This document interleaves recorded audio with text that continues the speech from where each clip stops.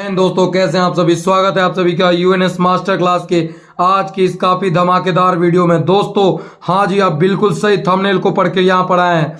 अगर आज आप इस वीडियो को कंप्लीट कर लेते हैं तो आपको बोर्ड एग्जाम में मैक्सिमम स्कोर यानी हाई स्कोर करने से कोई नहीं रोक सकता है। देखिए, मैक्सिमम बच्चे की ये समस्या होती है कि वो बोर्ड एग्जाम में जाते हैं और उनका यह मानना है, घर पे खुशी खुशी आते भी हैं कि हमने पूरे क्वेश्चन को सॉल्व कर लिया, लेकिन जब उनकी रिजल्ट की बारी आती है तो उनको निराशा हाथ लगता है। तो आखिर में वो कौन सी वो 5 गलतियां हैं जिसको करने की वजह से बच्चे का रिजल्ट खराब हो जाता है। तो दोस्तों आज हम इस वीडियो में इसी बात को डिस्कशन करने आए हैं। अगर आपको वीडियो पसंद आएगा तो इस वीडियो को ज़्यादा से ज़्यादा लोगों तक शेयर करेंगे।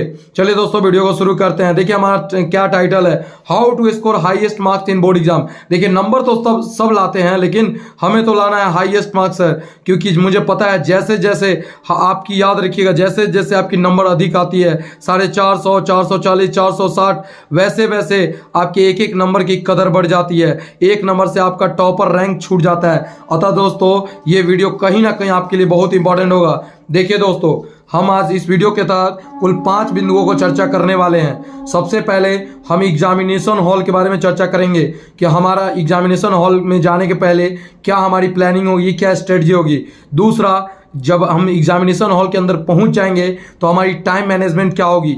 तीसरा, how to attempt at objective, यानी हम बोर्ड एग्जाम में सबसे पहले जब हमारे सामने ऑब्जेक्टिव होगा तो हम सबसे पहले उसको कैसे निपटेंगे। दोस्तों ये वीडियो बीच में छोड़ के मत जाइएगा, कहीं ऐसा ना हो कि ये वीडियो छोड़े और आपका बोर्ड एग्जाम में नंबर खत्म। यहाँ ध्यान रखिएगा, आपके लिए ये वीडियो बहुत ही महत्वपूर्ण है। अगला पॉइंट है चौथा कि हम बोर्ड एग्जाम में ऑब्जेक्टिव के बाद सर आंसर राइटिंग कैसे करेंगे, क्योंकि याद रखिएगा जितनी आपकी रिप्रेजेंटेशन, याद रखिएगा रिप्रेजेंटेशन जितनी आपकी तगड़ी होगी, जितना बढ़िया आप लिख पाओगे, रिप्रेजेंट कर पाओगे, आपका बोर्ड एग्जाम में स्कोर उतना ही निकलेगा मेरे लाडले।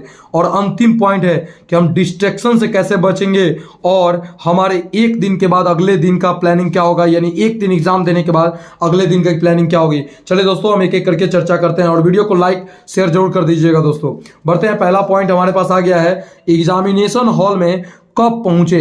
हमारे लिए यह सबसे पहला क्वेश्चन मार्क है, कब पहुंचे सर। तो देखिए जैसा कि आप लोग मौजूदा आप लोगों से कुछ ही दिनों पहले इंटरमीडिएट की एग्जाम हुई है, जहां पर आपने देखा होगा काफ़ी बच्चे काफ़ी निराश होकर एग्जामिनेशन हॉल से बाहर ही रह गए हैं। बस उन्होंने क्या गलती किया, तो एग्जामिनेशन हॉल में बस 1 मिनट लेट से पहुंचा। भला दोस्तों आपका फर्स्ट सिटिंग का एग्जाम 9:30 से शुरू है, लेकिन आपके अकॉर्डिंग टू एडमिट कार्ड आपको कहा जा रहा है कि 9 बजे ही आ जाना है। तो मेरा यह कहना है लाड लो कि 5-10 मिनट के चलते क्यों अपना 1 साल बर्बाद करना। आप लोग कोशिश करिएगा कि एग्जामिनेशन हॉल के पास आधा घंटा पहले पहुंच जाए, यानी 8:30 के बाद सभी लोग पहुंच जाए। ऐसे ये आपके ऊपर डिपेंड करता है कि आप या तो शुरू में अंदर चले जाएं या फिर थोड़ा इंतजार करके थोड़ा रिवाइज कर ले, लेकिन आपको एग्जामिनेशन हॉल में हर हाल में 30 मिनट पहले पहुंचना ही पहुंचना है मेरे दिल के टुकड़ों।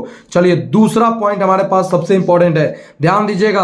आपके पास अगर हम ये डिस्कस कर रहे हैं तो कहीं ना कहीं हम इसको काफ़ी अपने लाइफ में खुद अप्लाई कर चुके हैं और हमने कितने स्टूडेंट को इसको अप्लाई करवाया जिसका बहुत बेहतर रिजल्ट देखने को मिला है। ठीक है दोस्तों, अगला पॉइंट है टाइम मैनेजमेंट कैसे करें। जैसे पहला पॉइंट आपने क्या देखा कि जैसे ही आपने एग्जामिनेशन हॉल में एंट्री लिया, एग्जामिनेशन हॉल में एंट्री लेने के बाद जब बैठे आप, ठीक है, जैसे ही आप बैठे तो उसके बाद अपने आप को डिसाइड कर लेना है। देखिए हम बात कर रहे हैं सबसे पहला, मान लीजिए पहले दिन है हिंदी, तो पहला दिन हिंदी है, दूसरा दिन आपका मैथमेटिक्स है और तीसरा दिन संस्कृत है। हम पूरे दिन की बात नहीं करेंगे, सबसे पहले हम इन 3 दिनों की बात करते हैं। सब कोशिश हर हाल में करना है मैक्सिमम 40 से 45 मिनट के अंदर आपको पूरे ऑब्जेक्टिव को सॉल्व करना होगा, मैक्सिमम। ध्यान रखिएगा।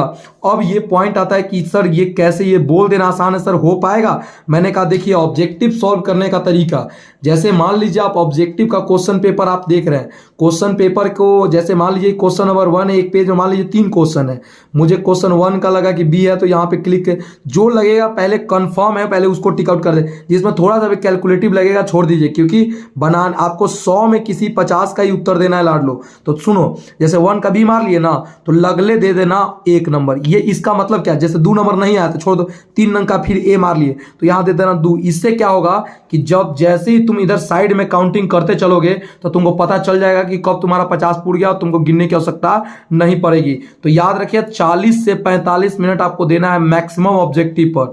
उसके बाद प्रति जो आपके 2 नंबर, जैसे इसमें भी आपको कितने, हिंदी के अगर क्वेश्चन की बात करें तो इसमें अलग अलग गद्यांश होंगे, ये सब होंगे। तो इसके अकॉर्डिंग आपको कोशिश करना है 1 घंटा से लेकर 1.25 घंटा, याद रखिएगा 1 घंटा से लेकर 1.25 घंटा के आसपास में आप लोग को 2 मार्क्स के जितने भी क्वेश्चन होंगे ना उसको सॉल्व कर लेने होंगे, मैथ्स की बात करें या जो भी होंगे, ठीक है। और कोशिश करना है जो लॉन्ग क्वेश्चन होंगे ना, अगर मैथ्स की हम बात करें तो मैथ्स में स्पेशली लॉन्ग क्वेश्चन अगर 4 हैं तो कम से कम उसको 40 मिनट के लिए समय उसके लिए बचा के रखिएगा। पर क्वेश्चन एवरेज 10 मिनट। दोस्तों कहीं कोई क्वेश्चन ऐसे होंगे जो कि आपको जल्दी बन रहे होंगे तो उनको ज्यादा स्टेप दे के आप समय बर्बाद करने का प्रयास नहीं करेंगे, ठीक है। जो जल्दी बन रहा है बनाते चलिएगा। तीसरा पॉइंट हमारे बीच आ गया है कि हाउ टू अटेम्प्ट ऑब्जेक्टिव। मैंने अभी कुछ देर पहले बताया कि ऑब्जेक्टिव अटेम्प्ट करने के लिए आपको टाइमिंग क्या होनी चाहिए, 40 से 45 मिनट के अंदर आपको ऑब्जेक्टिव पूरा सॉल्व करना है। दूसरा पॉइंट मैंने क्या बोला कि जब आप ऑब्जेक्टिव सॉल्व कर रहे होंगे तो एक पेज में 2-3 क्वेश्चन रहेगा ना, तो मान लीजिए पहिलका का आंसर पता चल गया तो साइड में लिखे चलिए एक, अब मान लीजिए दूर एक नंबर का मान लिया, अब सीधे 4 नंबर आया तो 4 का बी, तो यहाँ लिख देंगे 2 1 के बाद। क्यों, इससे पता चलेगा कि हमने कितने क्वेश्चन अभी तक अटेम्प्ट कर लिए हैं। क्योंकि आपको लाडले याद रखिएगा 50 के बाद कितना भी आगे बढ़ जाइएगा, जैसे मान लीजिए आपने 60 तक बना लिया, 60 तक बना लिया और 60 तक बना लेने के बाद मान लीजिए 50 के बाद आपका लाइन से 200 सही है, लेकिन इसके पीछे कितनों आप सही कीजिए गलत कीजिए, जैसे ही आपका 50 तक पूर जाएगा ना उसके बाद आगे का चेक होता नहीं है, ध्यान रखिएगा। अगला पॉइंट है आंसर राइटिंग हमारी कैसी हो। देखिए बोर्ड एग्जाम में जो आपकी मार्क्स कितनी अच्छी होगी ये पूरी तरीका से डिपेंड करता है आपकी आंसर राइटिंग। ये सबसे इंपॉर्टेंट है। सबसे पहला पॉइंट, आपका कॉपी कुछ इस तरीके का देखने को मिलेगा, ठीक है। इसमें ये 2 साइड में बने रहेंगे, इसमें कुछ भी नहीं लिखना है, याद रखिएगा इसमें मत लिखना है। इसमें आप नंबरिंग लिख सकते हैं, बाकी इसमें और भी ज्यादा कुछ लिखने की आवश्यकता नहीं है। और ध्यान रखिएगा सभी पेज में एक पेज रहेगा ना उसमें एक क्वेश्चन से ज्यादा मत लिखिएगा, एक क्वेश्चन से ज्यादा नहीं लिखना है। कभी भी कोई बच्चे आधे पर समाप्त कर लेने के बाद आधे के बाद शुरू करते हैं, नहीं, इससे आपके मार्क्स कटने की संभावना हो जाती है, ठीक है। पहला एक पेज में कितने क्वेश्चन लिखने हैं, तो एक क्वेश्चन। दूसरा पॉइंट ध्यान रखिएगा, वो सबसे पहले जो क्वेश्चन लिखिएगा ना तो ऊपर हेडिंग डाल दीजिएगा प्रश्नोत्तर संख्या, ध्यान से सुनिएगा, प्रश्नोत्तर संख्या 1। और मान लीजिए ये प्रश्नोत्तर संख्या किसका, लघु उत्तरीय है ना, तो साइड में लिख दीजिएगा लघु उत्तरीय। इससे टीचर को ये ज्ञान रहेगा कि आप लघु उत्तरीय प्रश्न का उत्तर दे रहे हो, प्रश्न संख्या 1, और यहाँ लिखना है हल या उत्तर लिख के आप यहाँ पे हेडिंग डालिएगा।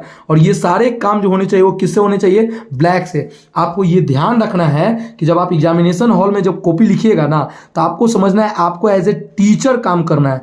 आप बस यही सोचिएगा कि आप अगर एक टीचर होते तो अपने कॉपी में, उस कॉपी में क्या क्या देखना चाहते हैं, तो उसी तरीके से। दूसरा पॉइंट कि ऐसा सोचेंगे ना कि आपको यह सोचना है कि सामने वाले टीचर को कुछ नहीं जानते हैं तो आप उसको कैसे अंडरलाइन कर करके बताइएगा, तो वही इस तरीके से आपको आंसर राइटिंग करनी है, ठीक है दोस्तों।